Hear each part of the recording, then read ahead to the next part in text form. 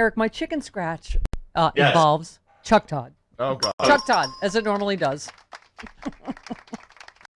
It really is like you're taking crazy pills, and we are still in the midst of the most corrupt, most criminal, presidential administration we've ever had, right? And he is pestering Senator Chris Coons about Hunter Biden.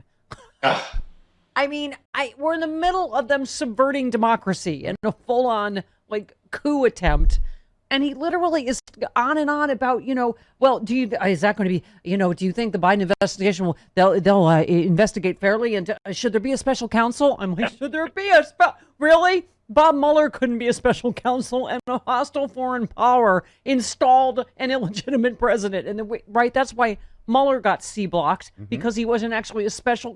But we should appoint a special counsel for Hunter Biden's taxes. Right.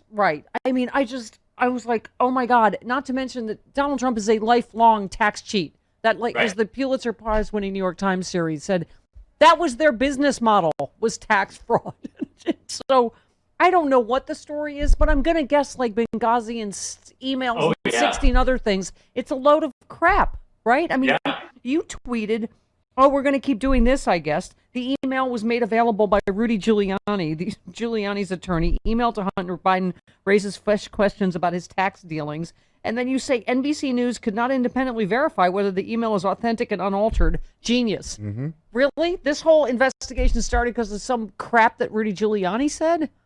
Well, it's certainly the NBC report over the weekend was certainly spoon-fed by Rudy Giuliani's attorney. Imagine right now in this day and age, December 14th, 2020, taking calls and emails from Rudy Giuliani's attorney saying, I got stuff for you, and just printing it, just saying, okay, this is from the supposed laptop that was left at the repair shop. This is what they're using. Look, we've both been doing this a long time, and every now and then we're still kind of stunned. I was stunned last week when this revelation of this Trump administration, investigation into Hunter Biden's taxes, it was treated absolutely straight up and down as legit. CNN did a couple stories. New York Times says it's going to hang over the Biden administration. There's not even a sentence in there suggesting this might be Trump nonsense. You just have to pretend the last 4 years never happened. And this has all this. It has all the smell, Eric, of of the poisonous snake in the house that we lost for a while, Bill Barr, throwing Trump a bone because he won't, subvert democracy for him. But I mean, so this inquiry based out of Pittsburgh was run parallel to the investigation in Delaware, raised alarms among FBI agents about politicization. It was based on materials delivered by Giuliani's. Bill Barr asked the top federal prosecutor in Pittsburgh, Scott Brady, who was apparently this rabid Republican partisan, to accept and vet any information that Mr.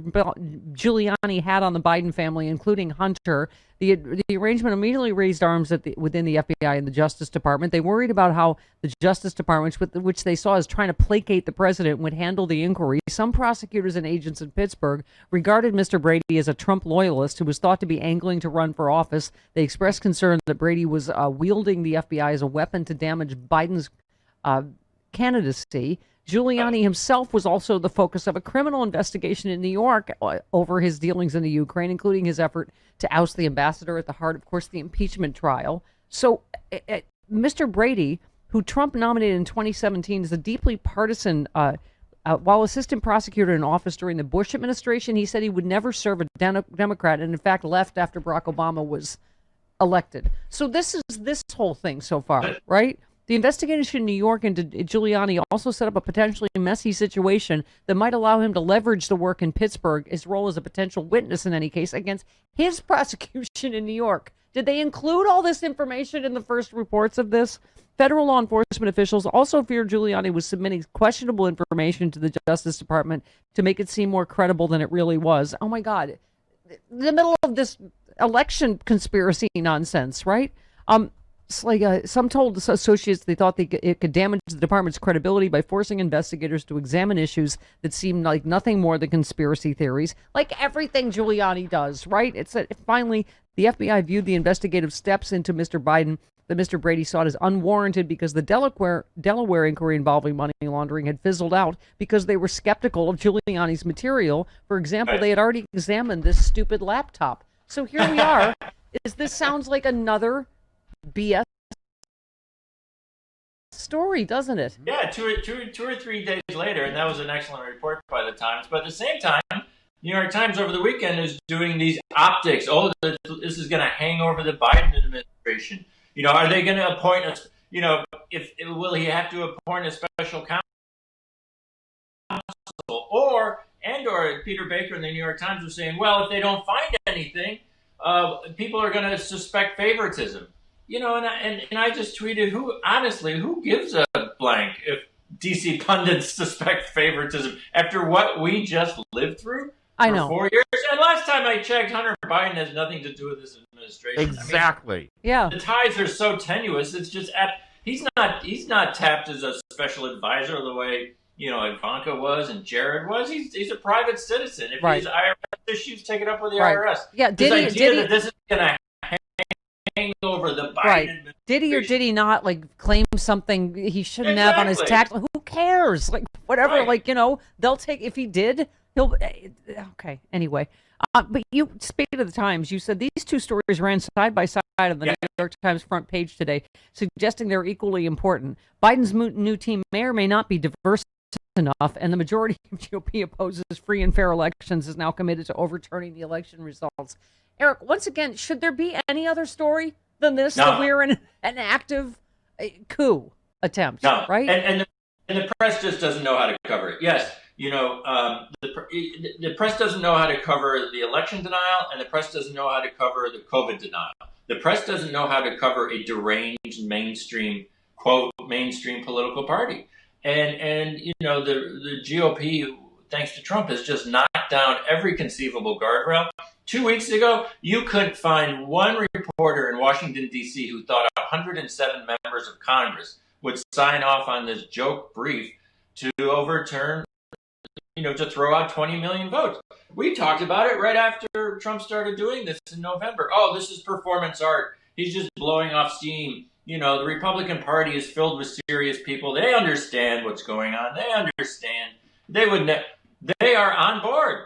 And now they're saying, well, some of us signed it because we knew it wouldn't go anywhere. Oh, great. Okay. So you're just willing, to sign up on democracy if to show Trump you're on his side. And just the fact that Trump is 0-59 in court, and this is just somehow still normalized to some degree. And that, like you're saying, 127 House members were signed on to sedition, and this is just, absolutely. Yeah. And yesterday and last week CNN had this story. Oh, Republican senators are ready to acknowledge the Biden election. A, they couldn't find any senators in the piece who were ready to acknowledge it, and B, they're kind of presenting it as good news. Oh, okay, they're coming around. No, it's not good news a month after the election if basically the Republican Party won't acknowledge the winner. You even said, I remember the Q&A the New York Times did with Kevin McCarthy 2 weeks after the election when Trump was openly trying to overturn the results. And New York Times never asked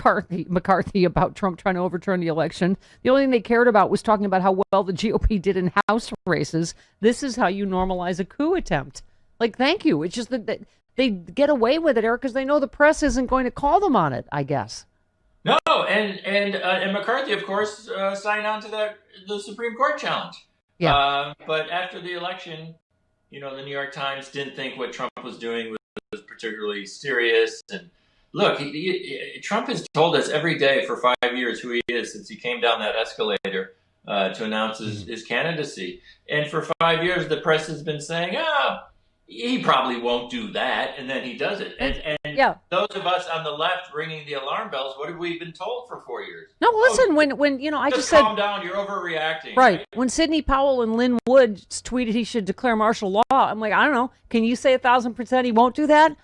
Yeah, right. It's just, as you also tweeted, you said, which I know, this is the make our head explode game. Imagine if Biden won the White House by just one state and won that state was by 5,000 votes. Does anyone think the GOP, with the help of SCOTUS, wouldn't have stolen that election? That's what's terrifying. We have to win by this much, by a landslide every time, absolutely. and they're Absolutely. still going to contest it? I mean, it's mind-boggling to think George W. won the presidency in Florida by what was it, 152 votes? Right. I mean, if Biden had won, by 50,000 votes, he wouldn't be president right now because the Supreme Court would have backed, some bogus lawsuit. But it turns out 7 million for this Supreme Court was, that's a little outside of our margin. And that's the trick, is that they've made this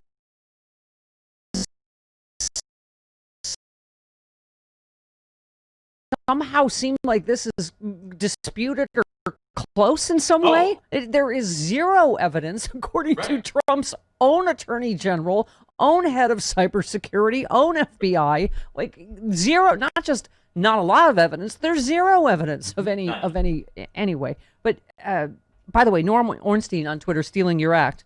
But he said what we've been saying. He said, when and if the sorry history of this era is written by the anchors, producers, and bookers of Sunday talk shows, the editors, and many reporters of mainstream media will not fare well. Despite my efforts and those of others, they were in total denial of the reality of the GOP.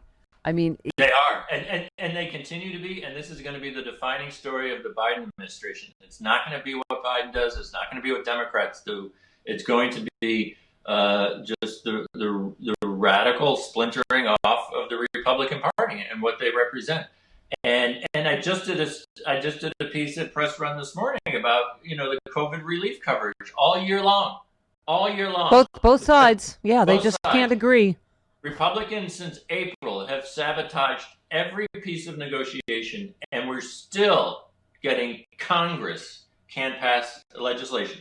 House Democrats passed a $3 trillion relief bill in May. They are now been reduced to $900 billion. And McConnell says, no, we're not doing it.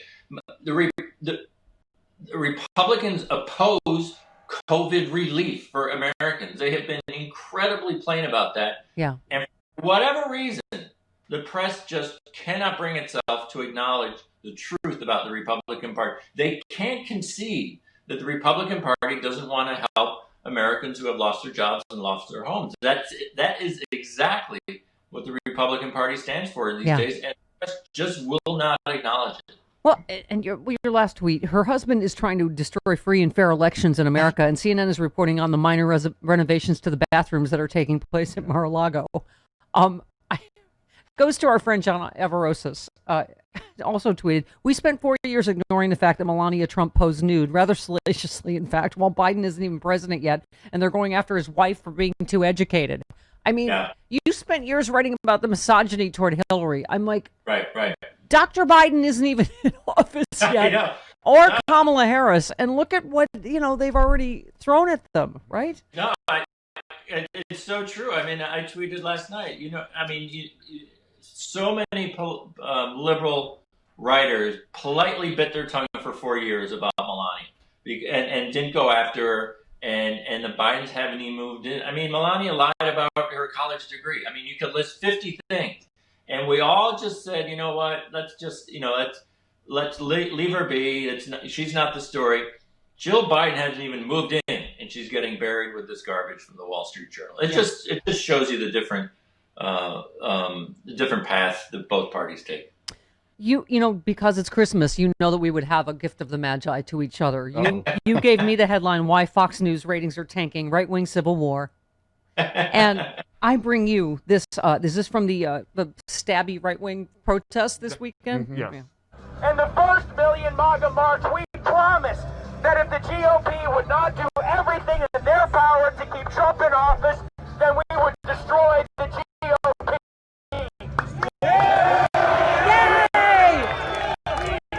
And as we gather here in Washington, D.C. for a second Million MAGA March, we're done making promises. It has to happen now. We are going to destroy the GOP. Yay! Let's go! Destroy the GOP! Destroy the GOP! Oh boy. Destroy the GOP! Destroy the GOP! Destroy the GOP! Destroy the GOP! Wow, Okay. that's Merry long. Christmas, Eric. Yeah. Merry Christmas. But Democrats are in disarray. We'll read about that. Oh, I know. Just real quick, you would think there would be a ton of articles about if Trump is going to splinter the GOP and start his own party, and what does this mean? There's nothing along that. No, it's Joe Biden's cabinet picks. Democrats in disarray. Exactly. Love That's you, how it Eric. works. I'm gonna miss you. Okay, have a great week. I'll talk to you January 4th. Yeah. Oh my God.